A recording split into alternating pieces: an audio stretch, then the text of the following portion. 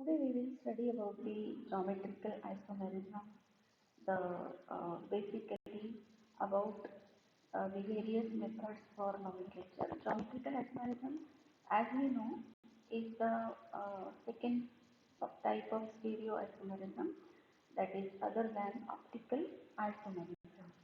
So let's start. Next, let us understand about the nomenclature of the geometrical isomers. They can be named by a number of other systems. We will study here three methods. The first is this trans nomenclature, which is most common system of naming the geometrical isomers. The second one is EZ nomenclature, and the third is SIN and system of nomenclature. So let's start with the first, that is the cis-trans nomenclature system.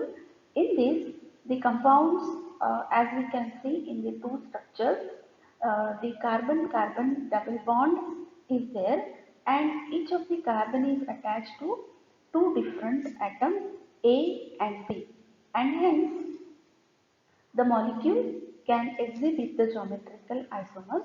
Now we have to identify which one is this and which one is trans. When both the similar molecules are on the same side of the double bond, then that isomer is this, and in which the similar bonds, for example A and B, if they are on opposite sides of the double bond, then it is a trans isomer. We can understand this again from our first example of 1,2-dichloroethene, in which the two chloro groups are on the same side of the double bond. So this first one is this 1,2-dichloroethene, and the second one, in which the two chloro groups are on the opposite side of the double bond. Hence, it is named as trans 1,2-dichloroethane. The second example which we have also studied is 2-butene, in which the two methyl groups are on the same side of the double bond. Hence, it is cis-2-butene, and the second structure, in this the two methyl groups are on the opposite side of the double bond. So it is trans 2-butene. Then the second method of nomenclature is EZ nomenclature. This is also very important nomenclature.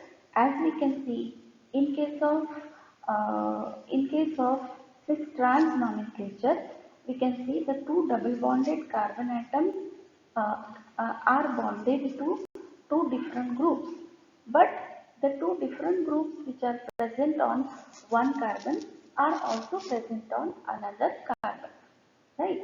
But if all the four substituents on the carbon-carbon double bond are different, all the four groups are different, then the cis-trans system of nomenclature will not work. We cannot apply that to name the molecule. And because in case of such compounds in which there are four different substituents are present, for such molecules, EZ system of nomenclature is used. Now, this is actually based on the sequence rules of the Kahn-Ingold-Prelog for naming. So, the four atoms are given the priority according to the atomic number. So, for example, we can see here the molecule which is containing carbon-carbon double bond, and one carbon is bonded to iodine and bromine, and another one is bonded to fluorine and chlorine. So that means there are four different substituents. We cannot configure this molecule as two similar atoms on same side of the double bond because there are four different substituents. So in this case, we have to give the priority. Now priority is given according to the atomic number, and accordingly we can give the ranking to the 4 atoms.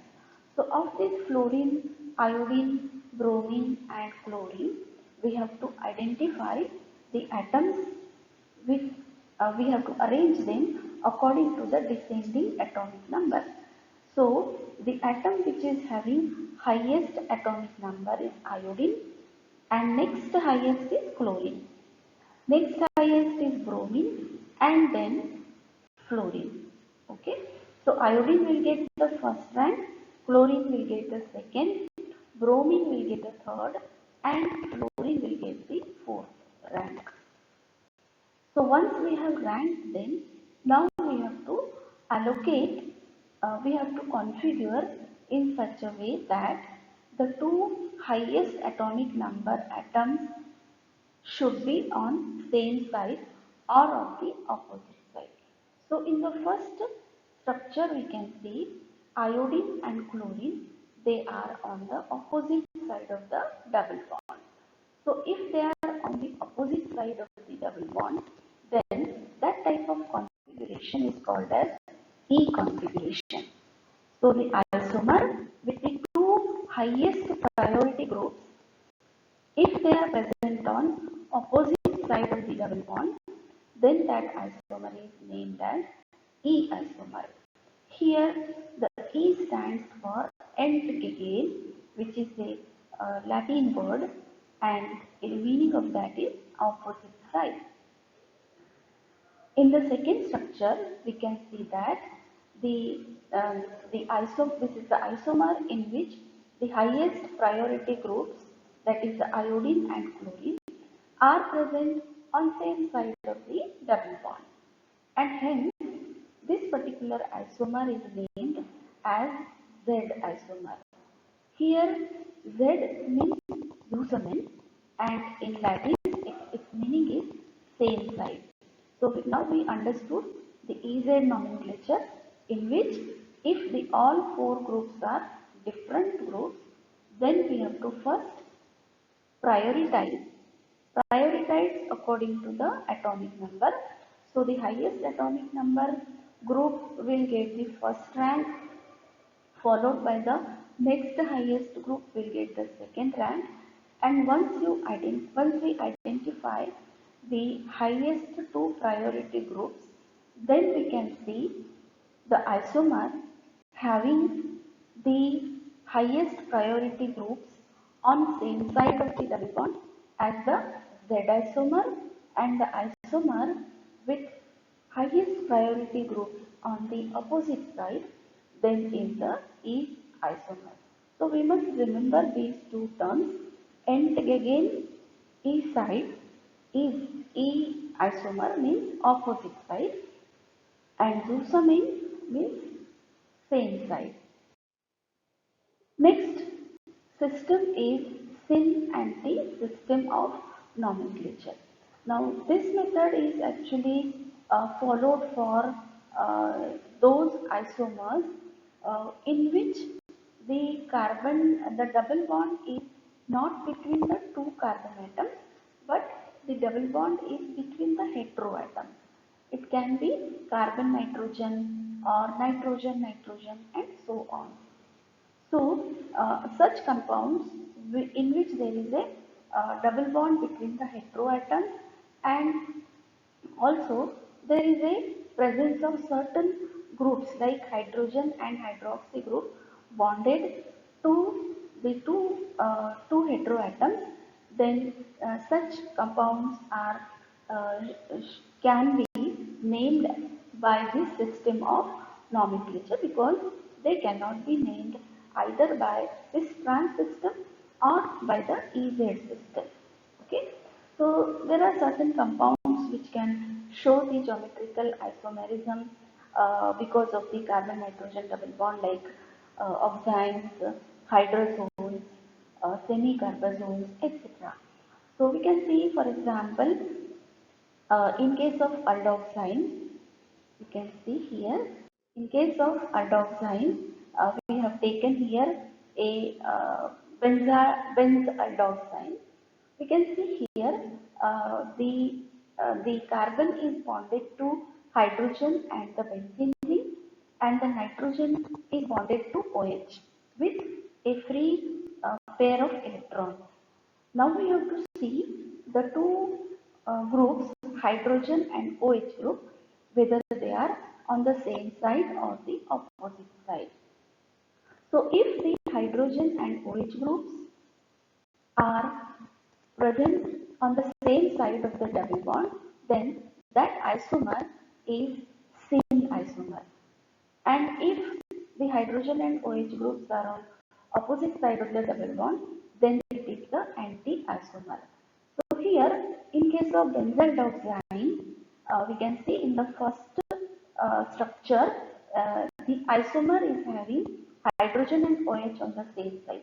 So we can name this molecule as benzyl dioxide, and in the second one, the hydrogen and OH, as they are on the opposite side, we can name this isomer as benzyl dioxide isomer.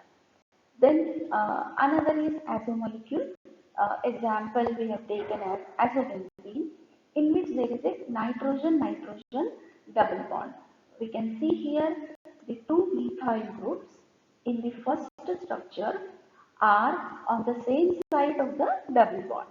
So this molecule we can name as syn-azobenzene, and in the second one, the two groups, the two benzene groups are on the opposite side of the nitrogen-nitrogen double bond, and hence it is the anti-azobenzene. So this is how we can follow the three methods of nomenclature depending upon the structure of the geometrical isomer. These are few of the important questions which we must understand. Like we can understand, we can remember what is geometrical isomer, what is geometrical isomerism, what is the condition a molecule should follow to exhibit geometrical isomerism. Then we can also able to exhibit how the ball and stick model can be helpful to understand the geometrical isomerism of the two isomers. Then there is important question on nomenclature of the geometrical isomers. All the three methods are very important.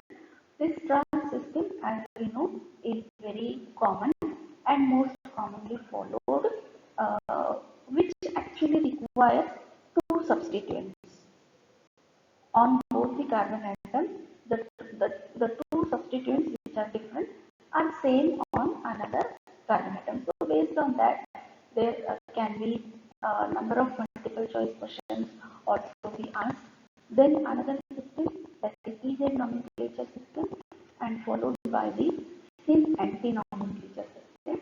All the systems have their different own specific requirements. So if we remember that, then we can easily able to answer the questions. There are also essential to remember what does E stands for, what does Z stands for in the EZ system